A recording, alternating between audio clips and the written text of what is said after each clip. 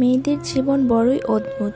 মেনে নিতে নিতে আর মানিয়ে চলতে চলতেই জীবন শেষ। লোকে বলে মেয়েদের কোনো বাড়ি হয় না।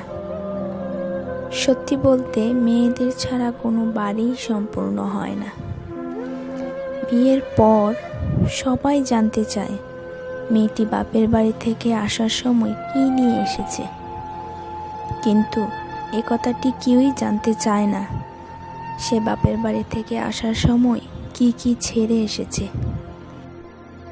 বাবার বাড়িতে যে মেয়েটি মায়ের অল্প কথায় অভিমান করে বসে থাকে, শ্বশুর বাড়িতে সেই মেয়েটি অনেকের অনেক কথা চুপ করে মুখ বুজে সহ্য করে।